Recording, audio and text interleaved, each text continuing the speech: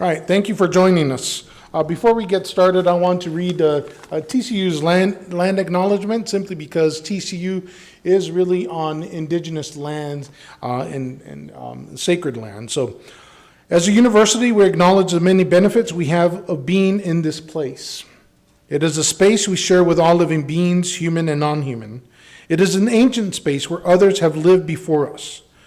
The monument created jointly by TCU and the Wichita and affiliated tribes remind us of our benefits, responsibilities, and relationships. We pause to reflect on its words. This ancient land for all our relations.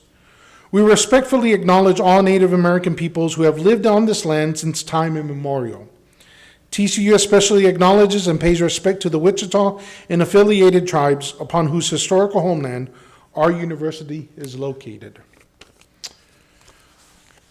So let me just acknowledge some sponsors for this event that started last Thursday. We had events yesterday and today, and we'll be concluding our public events today. So want to thank, first of all, Dean Watson, who was here earlier. She is the one who gave us the green chair designation to the religion department in order for us to be able to sponsor this event. I want to also thank Sage, Dr. Elwell. Are you here? I saw him earlier. Oh, he's all the way in the back. He's the chair of the religion department, and when I came with this idea to him, he has been nothing but supportive of the idea, and so thank you very much. Also recognize Gates of Chai with the Brite Divinity. Also, my good friend Ariel Fellman, who is in charge of the Gates of Chai. Also, without those funds and et cetera, just wonderful people there. The Jewish Federation of Fort Worth, or Jewish Federation of Tarrant County and Fort Worth, is that correct? Howard, right? They have been wonderful supporters of this entire event. The Office of Religion and Spiritual Life here at TCU, specifically Reverend Lee McCracken, she's way back there. She has been endless, just a wonderful support. Whenever Ari and I needed something, she did it even before asking us, which was just wonderful. Don't do that again. That was a joke, people. All right. The Office of DEI here at TCU, and also the Dallas Holocaust and Human Rights Museum. This whole event started about 3 years ago when I went into my friend's office, Dean Einstein.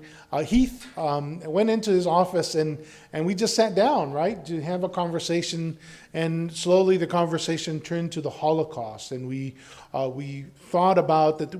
I had not, as a professor, had not seen any courses on the books on the Holocaust. I hadn't seen anything, and so we started thinking. We thought about Mimi Zimmerman, we thought about Howard Rosenthal, and people to help us put something together, and then all hell breaks loose because of the pandemic, and everything just went.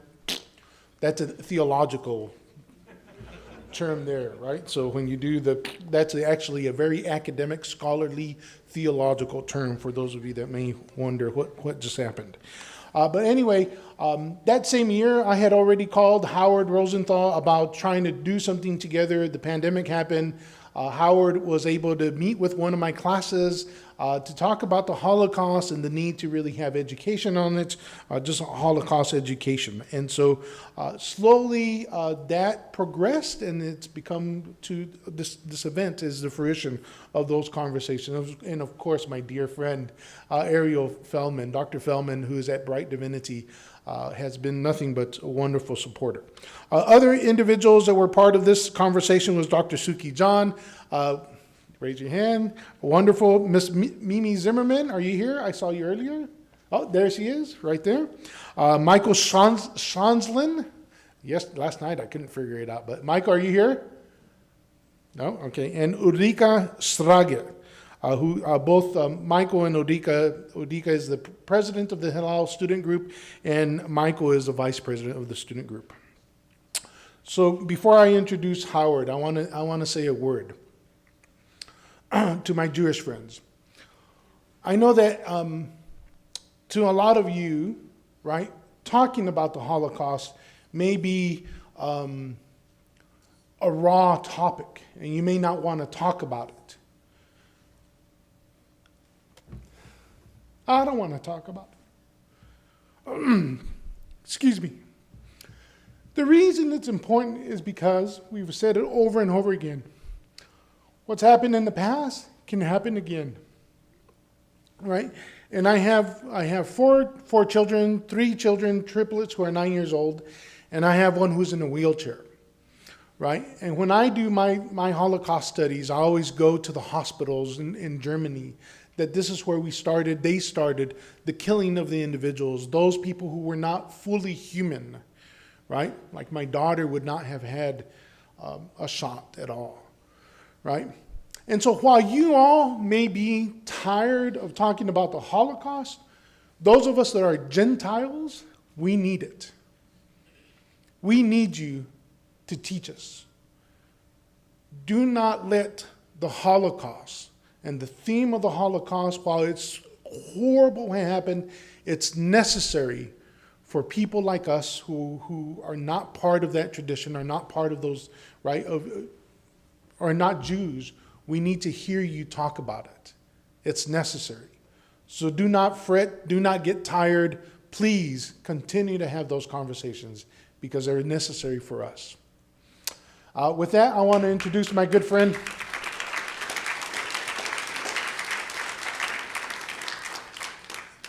Right. With that, I want to introduce my good friend Howard Rosenthal, who is involved with the Jewish Federation in Tarrant County and Fort Worth. Howard?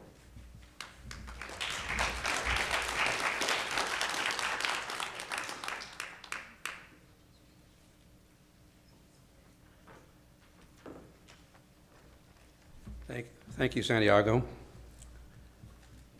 I'd like to welcome you all to the 2022 Kornbleet Scholar in Residence Program. Thanks to the generosity of Mr. Larry Kornbleet, back in the 80s, the Kornbleet Endowment Fund was established, and along with the Dan Danziger Fort Worth Hebrew Day School Foundation has been used to fund this annual event. The Jewish Federation of Fort Worth and Tarrant County is very pleased this year to have joined with TCU, Brite Divinity School, and the Dallas Holocaust and Human Rights Museum to present the Hate, Holocaust, and the Search for Humanity Symposium, and to include tonight's Kornbleet program and the Gates of Kai lecture last night as significant parts of this important event. Tonight, we are very fortunate to have with us Ms. Julie Kohner from Los Angeles, California. Julie is the founder and CEO of Voices of the Generations, Inc. She is the daughter of a Holocaust survivor, her mother, Hannah, and is herself a trained educator.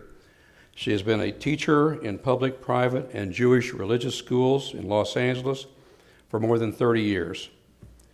In 1990, after the passing of her mother, she became compelled to share her mother's Holocaust story with others in the hope that many could learn from this story of love, overcoming hardship, racism, deprivation, and the pain of war.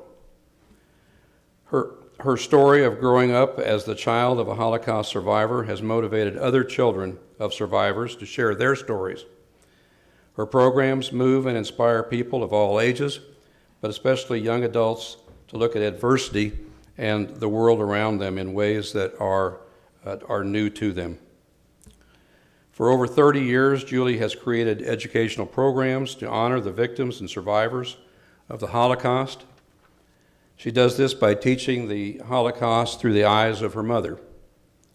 Additionally, her teaching highlights an autobiography, Hannah and Walter, A Love Story, which traces her parents' journey from the 1930s pre-war Europe to reuniting after the end of the war. She has created what you will hear and see tonight, a unique and personal approach to Holocaust education. Tonight she will present Voices of the Generations, which she has done throughout the United States, Canada, Europe, and Australia. This program will teach each of us the devastation of the Holocaust through its impact on one family. It is through their only child, Julie, that Hannah and Walter's story lives on. With this, please help me to welcome Ms. Julie Kohner and voices of the generations.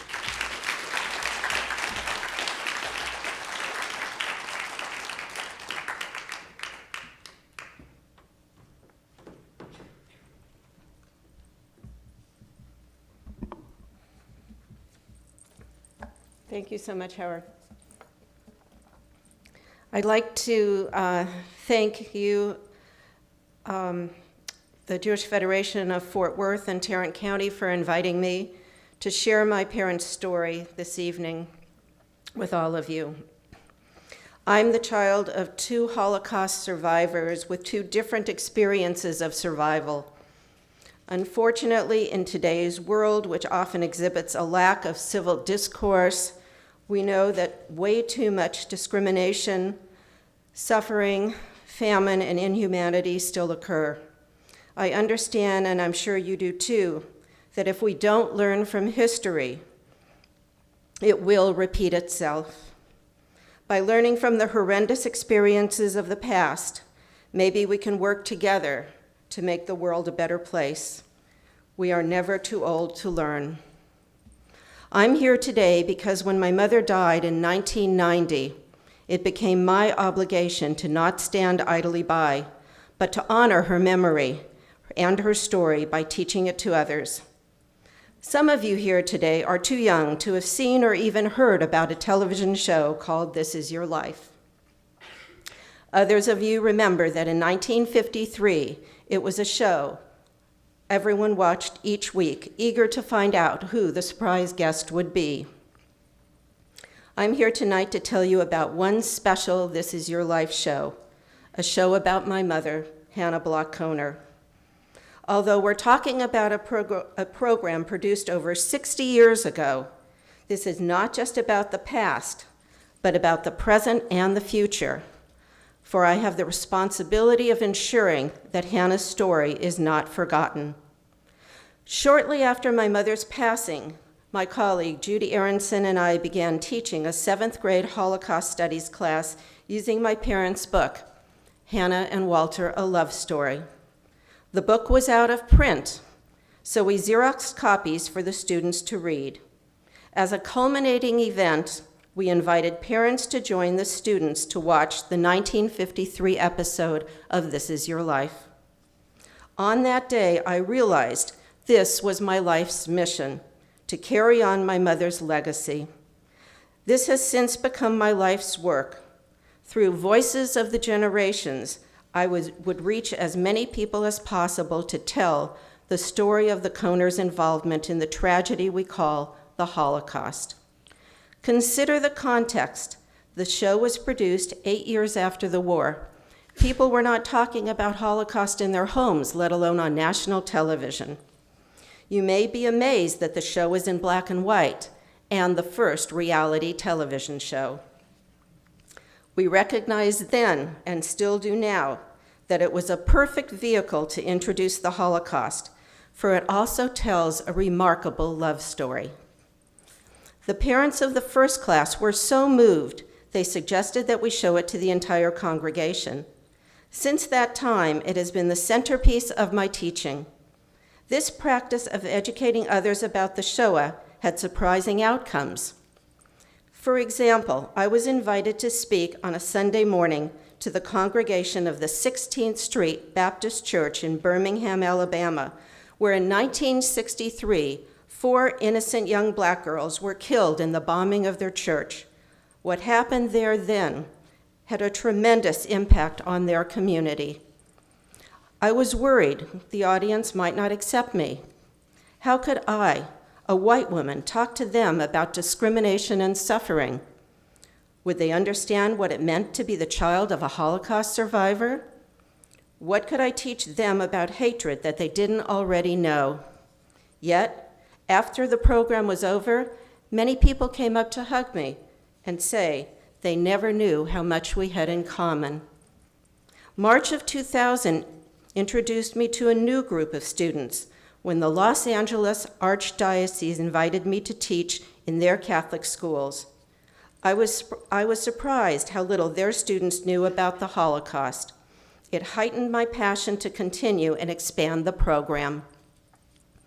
After presenting this program for 20 years as an individual, Voices of the Generations has become a nonprofit public charity and has a published curriculum in English, Spanish, and German.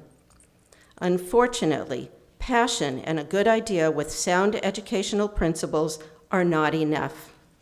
It has become even more important to continue my work. In 1984, while my parents were on their book tour, an interviewer asked my mother how she would feel if someone said, "There was no Holocaust, it didn't exist." My mother replied, and I quote, "This is why I had to write my side of the story. If we don't put it down and tell it to our children, the day may come when people may believe this really did not happen." Sadly, that day has come. It is my legacy, my responsibility to tell my mother's story and preserve the memory of the Holocaust. So please join me now as we go back to May 27th, 1953. After you see the original episode of This Is Your Life, you'll see a 2-minute clip from a show called Sun Up San Diego. This show was in 1984, so you can see the difference of how Holocaust was presented 30 years later, and then I'll open it up for questions.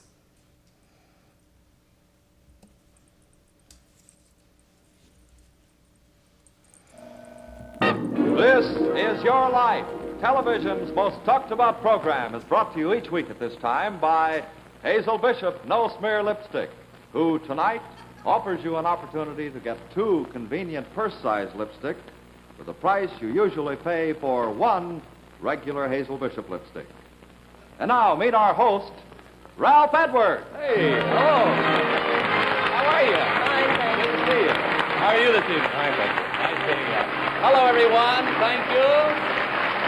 Oh, thank you, too, for being with us again on This Is Your Life. Well, we're all set to go here. Let's have a look around and see whom we have here at the El Capitan Theater in Hollywood. Lovely lady down here, too. Hello, how are you? Fine. Good. That's fine. May I have your name, please? Hannah Kohner. What is that? Kohner. Hannah Kohner. Hannah Kohner. Good. Oh, you're Mrs. Walter Kohner, the wife of the Hollywood Yes. talent agent. Yes. Is Walter with you? Uh-huh, yes. Where is he? Well, he just went out. He'll be right back. Oh, he will. Okay. I see you're in good hands, though. Ladies and gentlemen, the star of the soon-to-be-released 20th Century Fox picture, Sailor of the King, Jeffrey Hunter, right down here. Hello, Ralph. How Hello, are you? Jeffrey. Hi, good. How you been, boy? Come on in here. Let's talk. Nice to have you with us, Jeff. And since you're here, how about having you help us find our principal subject, okay? Well, I'll do anything I can. All right. Would you just read for us what it says on the cover of this book, Jeff? This is your life, Hannah Block Kohner. Oh, no. Yes? This is your life, Hannah Block Kohner. That is what it says. This has been quite a switch. You thought it would be the life of your good friend Jeff Hunter here, didn't you? Yes, you thought it'd be the movie star Jeff Hunter. Is that right, Hannah? Yes. No, we'll have to do him sometime, but tonight it's you. Let's get her up, Jeff. Stand up with her. Thank you, Jeff Hunter, for helping us fool this lovely young lady. You betcha. We'll all be looking for you in Sailor of the King, Jeff. Thank you, Ralph. So, we'll say so long to Jeff Hunter and come on up with me to our Hazel Bishop stage, will you, Mrs. Kohner? Come along here. And don't worry, we haven't kidnapped your husband at all. He'll appear, here we go, my dear, right in here. He'll appear at exactly the right moment. You see how that works out? Come on over here and take your place in our chair of honor, Hannah Block Kohner. You richly deserve this place. Come on over here by me. Lean on me for support if you need to. You have a spare handkerchief. Well, I have a spare handkerchief, and shall I give it to you now? Oh, that's my... Well, as this is your life will prove, you richly deserve this. May I say, Mrs. Kohner, that looking at you, it's hard to believe that during 7 short years of a still short life, you lived a lifetime of fear, terror, and tragedy. You look like a young American girl just out of college, not at all like a survivor of Hitler's cruel purge of German Jews. These, as well as happier events in your life, we will relive with you in just a moment. But so intense is your story that our sponsor, Hazel Bishop, wants to devote full time to it without interruption. So while you're getting settled, here's some exciting news for all of us. How about it, Ann Russell? Hannah, you're really surprised, aren't you? I'm not surprised. And I've seen that show so often, you know, I mean, how they fooled me. There's one thing, really. This Academy Award of this year's best production, my family should get it. The show they put up. All the time about Jeff Hunter and...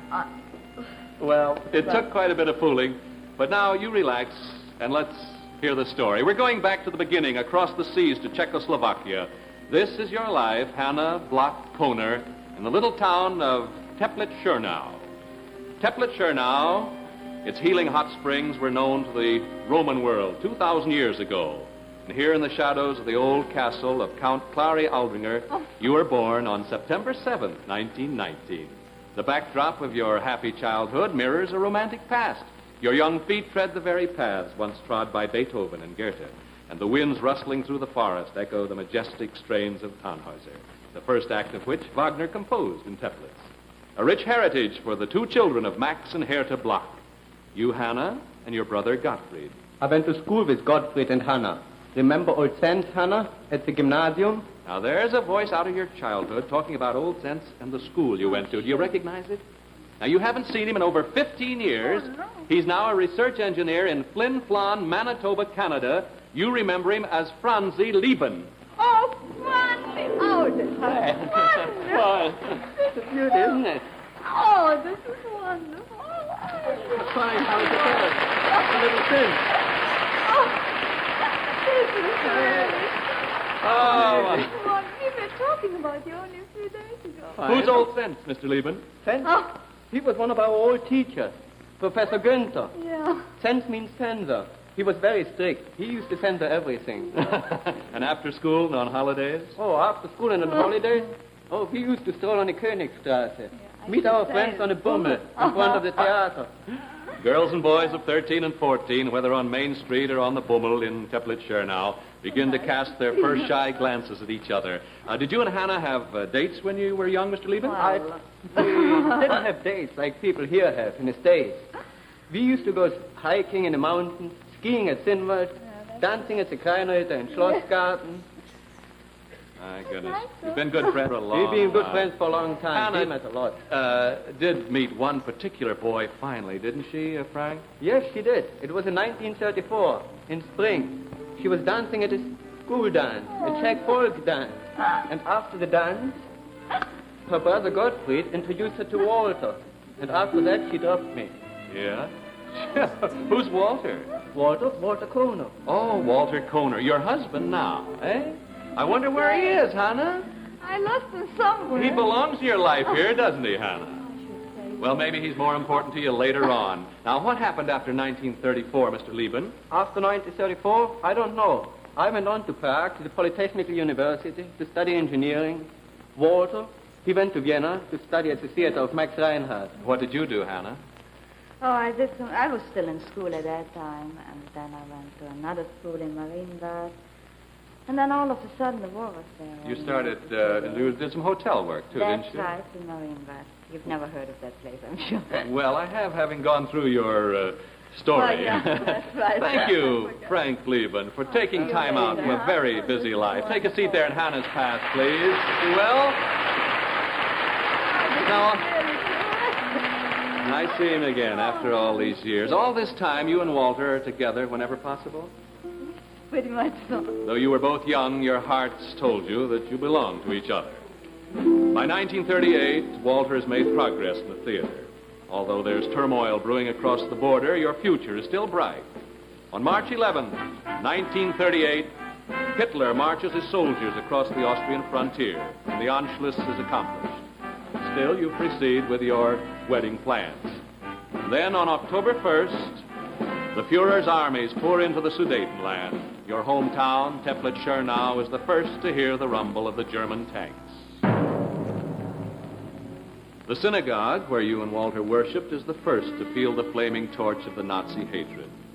Did you actually see Hitler's troops march into your hometown, Hannah? That is Must have been very awful. Things look more hopeful when 10 days later Walter gets his visa to go to the United States. Now, he promised to send for you, didn't he? Oh, yes, and he meant it, too. Yes. Where do you go after Walter gets the last plane out of Czechoslovakia? I went to Amsterdam, first in a little city close to Amsterdam where I had relatives, and I worked there as a servant. Yes. I was a very bad servant. Terrible. I didn't know how to cook and to clean or nothing. But you But leave your anyway, parents and your brother behind That's to right. seek refuge for your hopes in Holland. Did Walter, in America now, keep his promise to send for you? Well, he tried really very hard. He sent me an affidavit, but at that time it was awfully difficult. You couldn't get a photo number, and, well, the war came closer and There was closer. 3 years of waiting, really, for That's your right. quota to come up, wasn't it? That's right. At least, probably it would have been even much longer. 3 years or more to wait. You go back to work in Amsterdam as a maid, as a sales lady in a bookshop, as a servant in a hotel. This is before May You know 10th. everything. This is before May 10th, 1940. On that fateful day, the Nazis swarm into the Low Countries, putting a merciless end to your dreams. Your last hopes are finally destroyed in the bombing of the American Consulate General in Rotterdam, where the papers that once spelled distant freedom are consumed in flames. Alone, friendless, and hunted as a non-Aryan in Hitler's world, you're permitted no means of support. Shut out hopelessly from contact with the outside world, you meet and marry a young German refugee, Carl Benjamin. Through the Red Cross, you manage to get word to Walter, and it's the last word he has from you. For you, the refuge of marriage comes to an end on a cold winter night in 1943 when the Gestapo breaks into your room in Amsterdam. You and your husband are seized and shipped off to the concentration camp at Westerbork near the German border. That's where I first met Hannah. Oh, Eva! We spent about 8 months in that camp, and though it was very tough, it didn't compare with the camps that followed. You recognize that voice, Hannah. It belongs to a girl who was your friend and companion in 4 concentration camps. Now, fate was kind to her, too, for she lives here in Hollywood now. Eva Hertzberg, now Mrs. Warner Florsheim. Oh, Eva,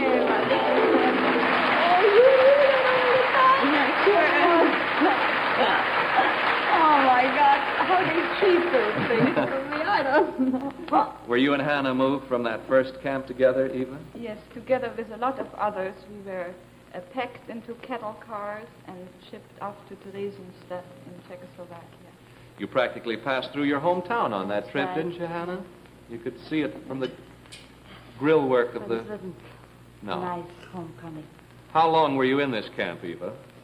Only a couple of weeks, then we were sent off to the extermination camp at Auschwitz in Poland. It was... It was very cold there, and we only had the thin little dresses we wore, and 10 girls had to share 2 bunks.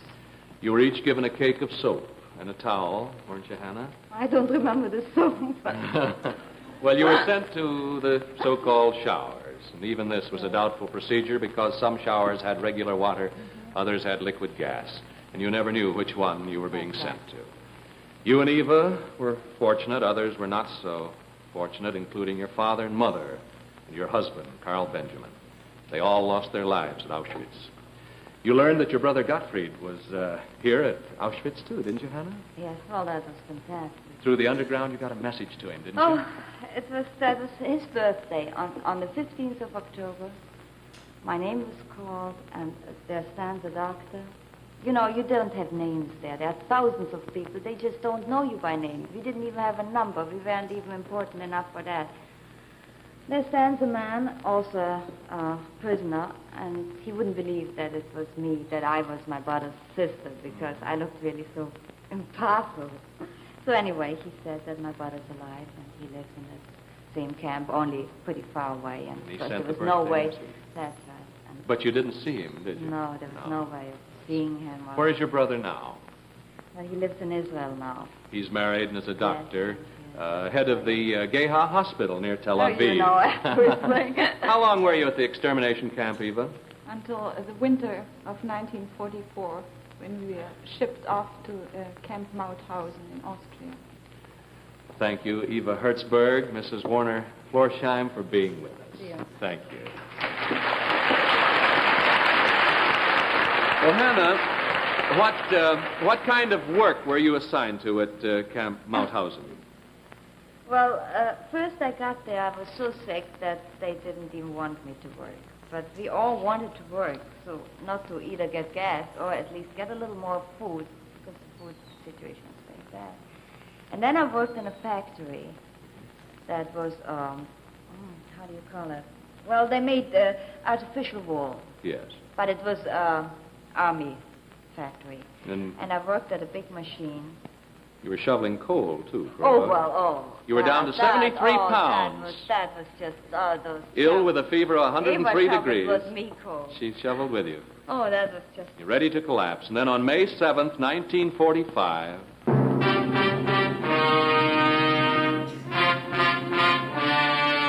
V for victory and liberation by Patton's unforgettable Third Army. A day you and the other prisoners at Camp Mauthausen will never forget, Anna. The nightmare that lasted 7 years is at an end as an American Army truck rolls to a stop before the prison gates. Corporal Herbert Kornbleet and Corporal Walter Lohman and I were on detail in enemy-held territory when we came across the camp. Now, there's a voice you haven't heard in 8 years, Hannah. Do you recognize it? Don't tell me, those are the One of the sergeants. 3 American soldiers who set you free. Then Technical Sergeant Harold Schuchart, now of St. Louis, Missouri. This is wonderful. Oh, this is wonderful. We tried to reach you and we never could. Oh, I'm so happy to see you. I wouldn't recognize you anymore. Hannah gave you a message for someone in America, didn't she, Harold? Yes, I wrote a letter to Walter Kohner in Hollywood telling him that Hannah was still alive. Yeah. A letter that didn't reach Walter until much later. But we're getting ahead in our story. You 3 boys saw to it that the girls were fed and clothed, Oh, didn't they you, were Harold? just wonderful. Yes, Really, I they were. returned to my headquarters and they came over and took care of him immediately. Later on, I saw Hannah and some of the others at a rest camp. Wonderful. You probably Oh, had I should say. some times, wonderful times together there. Oh, this is wonderful. What do you do now, Mr. Schuchart? I know Well, that Hannah'd be interested. I'm with the William I. Lippman Company, advertising specialties in St. Louis. I see. You Well, came from he's a St. Louis. lieutenant Oh, now, this too, is in the really reserve. Isn't that wonderful? Join Hannah's pass there, please, and thank you, Lieutenant Harold Schuchart, for your part in Hannah's life. I'll see you after lunch. Take it easy. July 1945. You'd regained some of your strength by then, hadn't you, Hannah? So you're sent back to Holland. None of your friends, none of your husband's relatives are alive. One day, alone in an American Red Cross station, you hear of an old girlfriend from Prague. Now, who was that, Hannah? Magda? You heard of her? Magda, I should say. And her husband, Dr. Von M. de Von M. de Boas. Boas. They were real friends in need to you, weren't they? they? Were just wonderful. Their home was a haven for you and for your friend Irene Sachs and for many others. Yes, it was there that I first met Hannah. Oh, no. We roomed together and we became good friends. I don't Whose believe voice is it, Hannah? Any idea? Irene? Yes, she found refuge with the kindly Von M. de Boas family like you. She came to America. Here she is from New York City, your good friend whom you haven't seen in 8 years, Irene Sachs. Oh, this is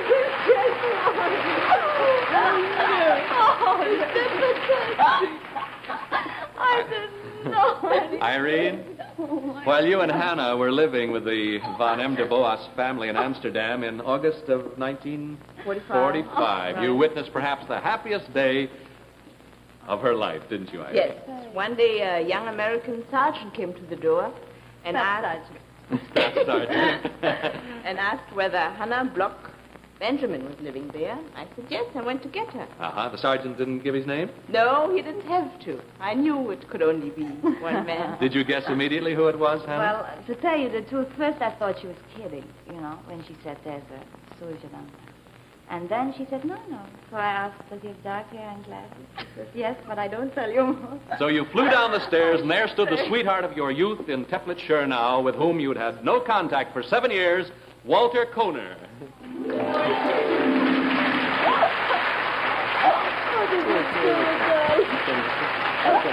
Sit down here by your lovely wife, Walter, and Irene Sachs. Thank you. Thank you for being with us.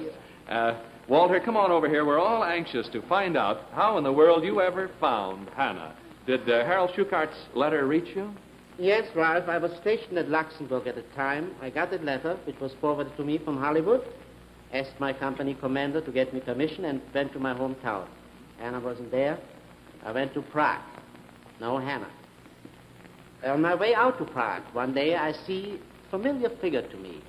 It was her brother, who just came back a couple of days before from a concentration camp. Told me that Hannah was alive. He didn't know it. So he told me maybe she is back in Amsterdam. So went to Amsterdam, went to various committees, and by chance, one of those committees, the man happened to open my letter and said, Hannah Benjamin just arrived here last night from a resort camp from Switzerland.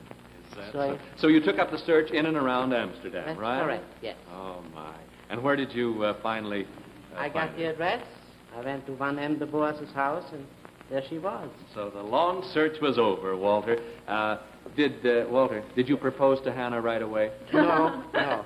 I waited until the next day. Yes, well, Very considerate. he was. You were married on October 24th, 1945, in 3 separate ceremonies. At 11 a.m. by the Luxembourg civil authorities, at 1:30 p.m. by the American consul, and at 3 by a Jewish chaplain, with Walter's whole company of American soldiers kissing the bride. You bet. Your dreams come true at last. You sail for America in July of 1946. Well, Hannah Bloch Kohner, this is your life, safe and happy in the country of your adoption. There is but one prayer in your heart today. Now, we know that you and Walter have been saving up your money in the hope that someday you, Hannah, will be able to make the trip to see your brother in Israel. Well, Hannah, Hazel Bishop has moved that far-off day into the present. The last time you were in touch with Gottfried was in a Nazi concentration camp nearly 10 years ago. Now, here he is from Israel, your brother, Dr. Gottfried Bloch.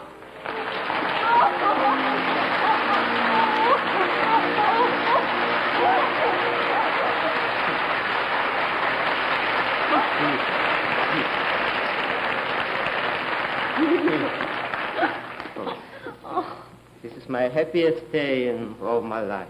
I know that, Doctor, and I'm sure it is for Hannah. It's a happy day for all of us. Come on, sit down.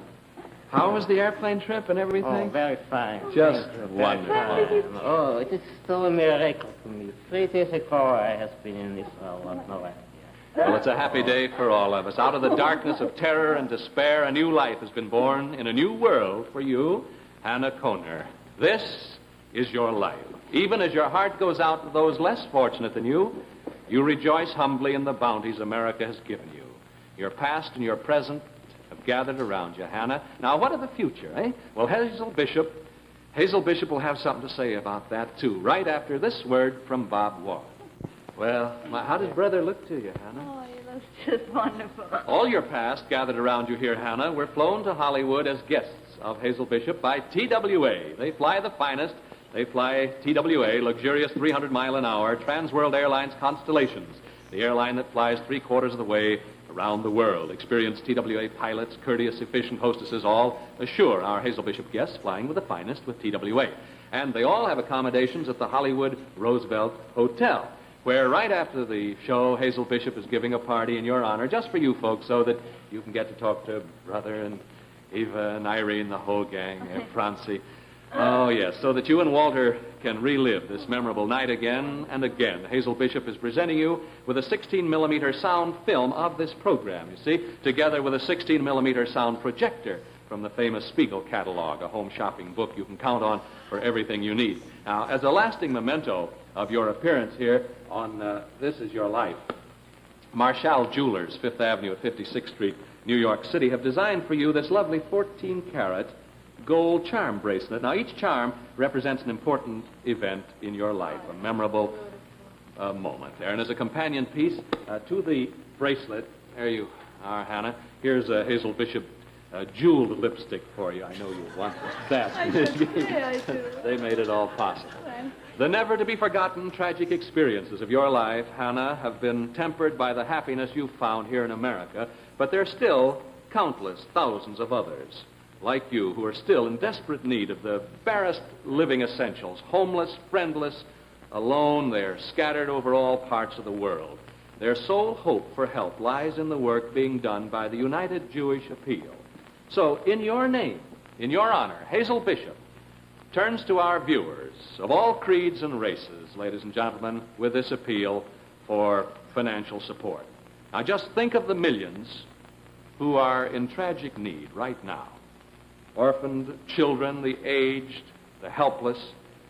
And then send your contribution, large and small, to Hannah, United Jewish Appeal, Post Office Box 33, New York 36. Now, Hazel Bishop is happy to start your appeal, Hannah, with a check for $1,000 for the United Jewish Appeal in your name.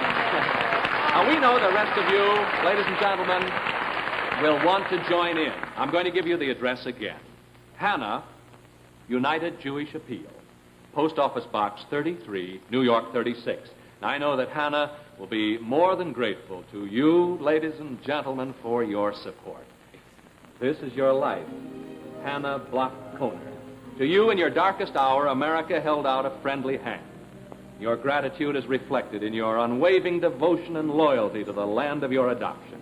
May you and Walter be ever happy together. It's been a privilege to have you as our honored guest, Hannah, to bring Brother Gottfried here to you. Thank you. May God bless you. Walter, thank you, too.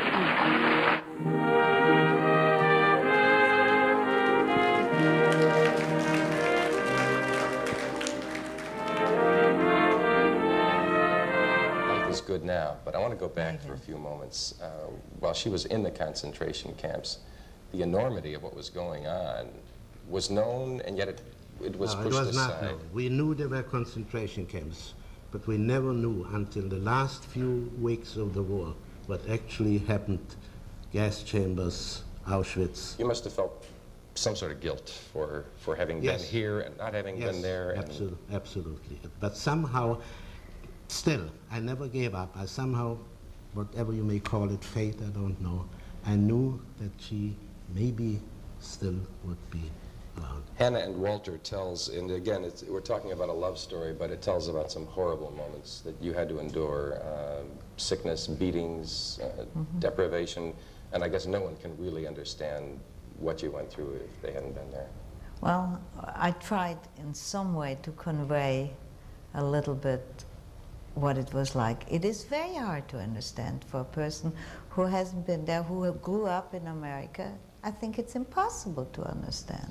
You must be very incensed when you read every once in a while someone saying there was no Holocaust, it didn't happen. Absolutely. Not only am I incensed, but that was one of the reasons why I wanted so badly to write my side of the story, because you see, there are such few people who actually survived, and we all get older, and our generation will one day not be here. If we don't put it down and tell it to our children, there will be one day the moment where really people will doubt that this ever happened. Hannah and Walter, a love story. It is both a love story and a story of man's inhumanity to man, a phrase we've heard over and over, but it happened.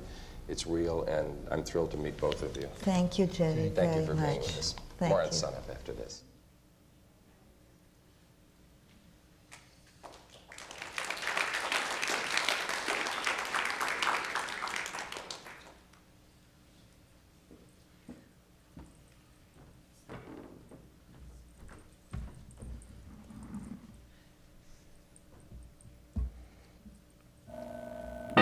This is Your Life, television's most talked about program. Here we go.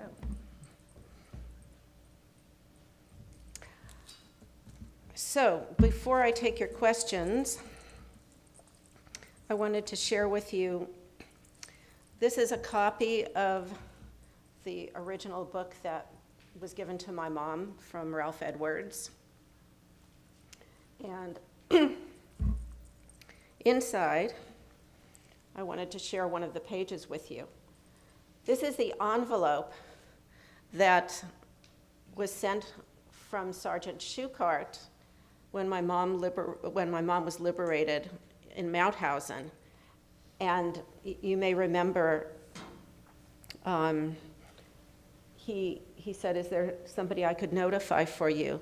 And she said, "Perhaps my old fiancé would like to know that I had survived." And he said, "Give me the address and I'll send him a notification." And she said, "Well, I only remember that he lives on Sunset Boulevard in Los Angeles. Now, I don't know how many of you are aware of how long Sunset Boulevard is, if any of you have been to LA, but it's 21 miles long. So this says, hold for Mr. Walter Kohner, Los Angeles, USA, California, Sunset Boulevard, ? This did arrive at what was my uncle's office, was then sent to my father, who was stationed at Radio Luxembourg. And from there, he went through his search, first to Czechoslovakia and then to Holland, where he found my mother. So I thought I'd share that with you. I'll have the book on the back table when I'm signing my mother and father's book, so if you'd like to take a look at it, you can. So let's open it up for questions for a few minutes. There are mics in the front and back of the rows. Just come on up and feel free to ask your questions. Or if you rather raise your hand and talk loudly, if you're uncomfortable coming up to the mic, that's fine too.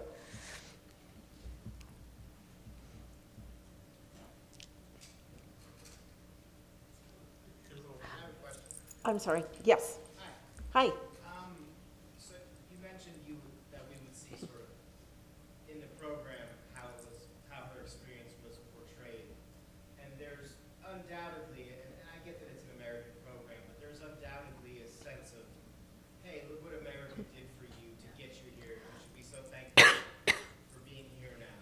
And there's some truth to that, I'm sure, but did your mother ever talk to you about how she felt about that aspect of the program?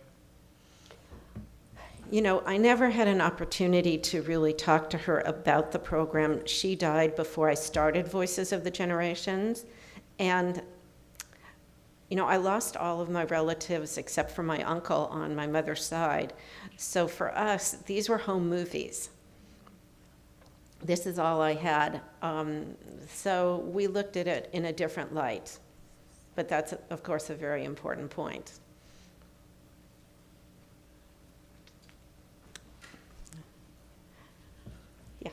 Thank you for sharing that. That was incredible. And I just wanted to comment on your mother's body language. You know, as they started talking about those things, and you could see her, you know, they were kind of being descriptive, but they didn't want to get too deep. But I could see her body language and some anguish and some pain, and it was just organic to see, kind of remembering some of those times. And then there would be these bursts of joy and love to see these people that had, you know, walked with her, or, oh, her brother. I mean, it was just the whole gamut of emotions in her face and her body language, and that was just so telling. So it was just incredible to see that. So thank you that you have that clip. Wow. I know, it's amazing. You might be interested to know how this came about in terms of my mom being the subject of the show. My father was a theatrical agent in Hollywood, and one of his clients was Ralph Edwards. So he went to Ralph and said, I know you typically put celebrities on stage and share their life story. Let me tell you about Hannah's life. And he was so moved and inspired, he went to both the network and the sponsor. And the sponsor was Hazel Bishop, which is a makeup company, for those who don't know, and explained the necessity to broadcast this. And again, it being the first survivor at that time to be on America. And so that also might be why you saw this uplifting way of sharing it with the American people, because Holocaust had to be done in a very glitzy, glamoury tone, because they couldn't share it the way we talk about Holocaust today. It had to be palatable to the American people. And so that's how her life story was being able to be told. Any other questions? Michael.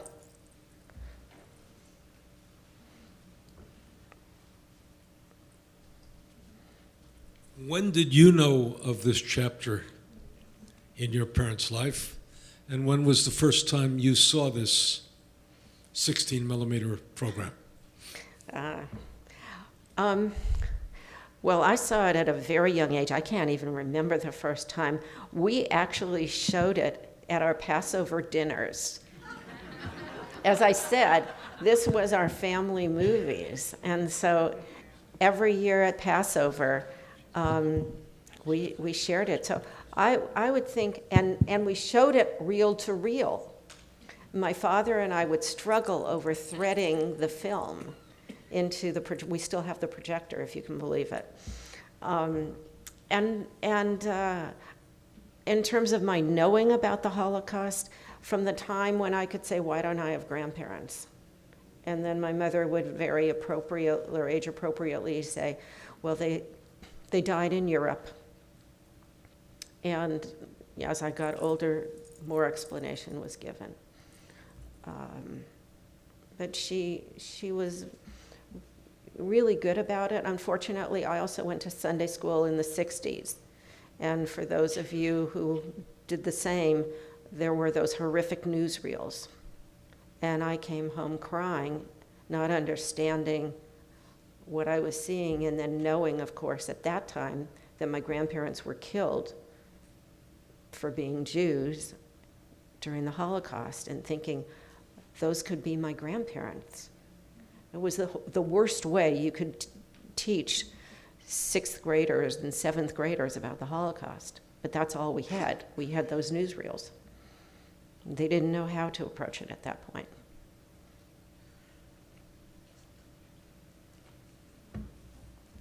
So I was just wanting to know how much your parents talked to you about the Holocaust while you were growing up, because what I hear is the parents never talked about it, and only when the child got to be an adult did they,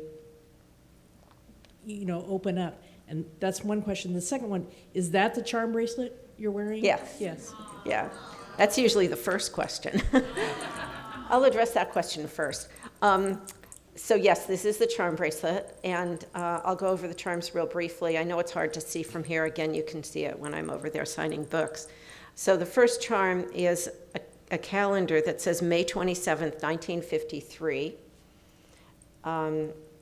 This is the country of Czechoslovakia, a heart with the date my parents met, a house in the country that my mother's parents used to take her and her brother hiking to, a suitcase that says Hotel Geyser Park, because my mother never went to college. She studied a trade, and that was hotel management. A book that was on her night table when she and Carl were arrested. It was The Sun Also Rises. My dad's army jeep, his sergeant's cap, the flag of Luxembourg, American flag, and Star of David, and lastly, the Statue of Liberty representing freedom in America. So they did a very tasteful representation of parts of her life.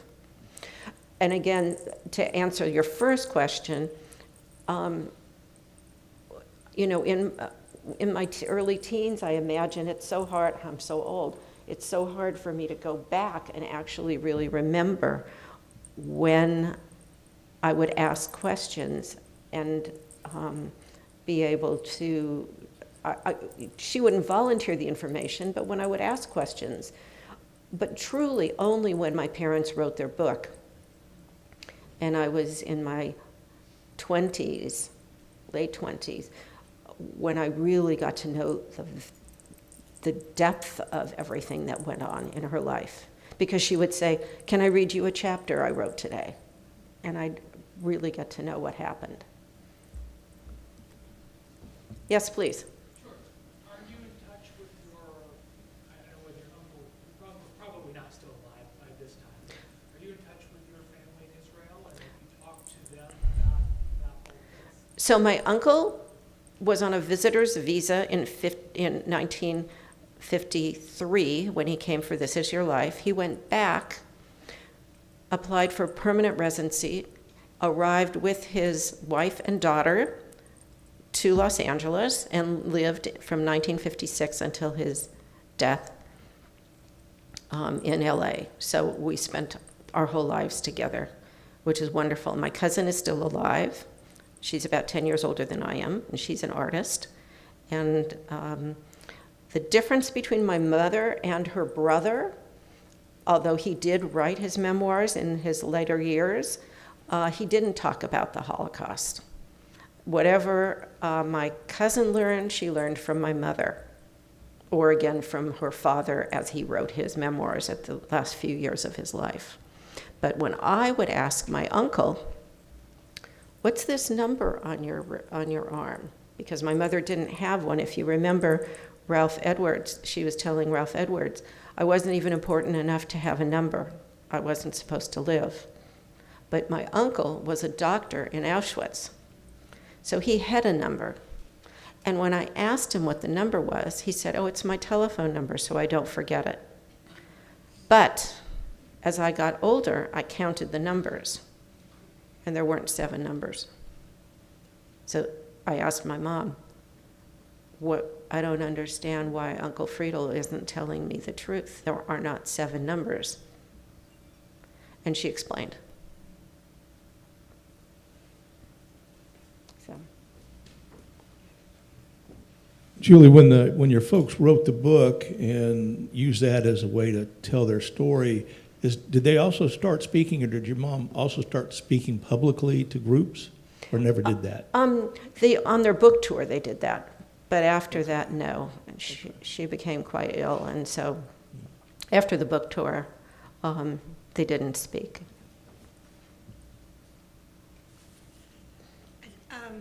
I was born in 1943, so, and my family was very, we talked about it all the time. This is after after people found out about it and all this stuff.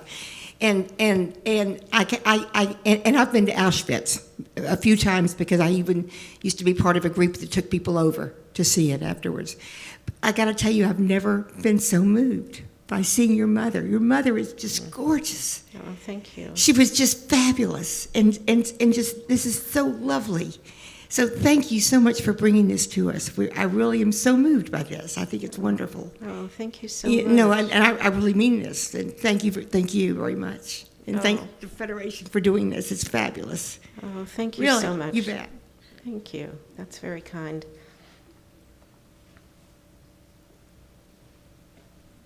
Any other questions? I'd like to share something in conclusion then. I speak quite often to religious schools around the country, and I think it's an appropriate time to share this. I came home, this was before you could get emails on your phone, and I came home to this letter from after speaking to a 7th grade class. Dear Miss Kohner, I was at your presentation tonight at Temple Shari Tefillah, Israel, and I would like to tell you how much I appreciated your presentation.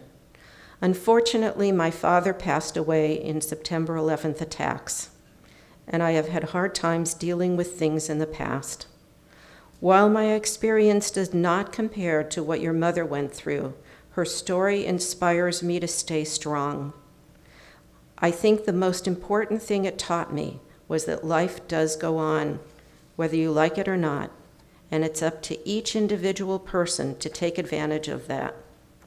Even after her experiences, your mother seized her own life and really lived, and that touched me. You said that what means the most to you is when your presentation touches a teen, and I just wanted to impart the effect it had on me. I hope you continue doing this for many years and can make a difference in many more lives. Sincerely, Jake. Yep.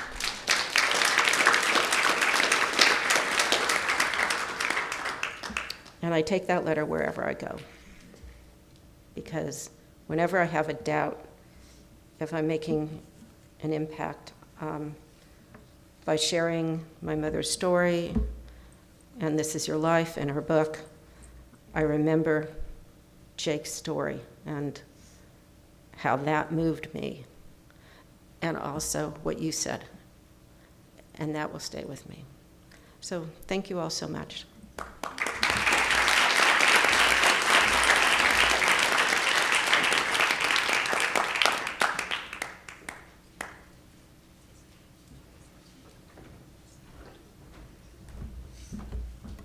Ms. Kohner, thank you very much. Let's give her another welcome.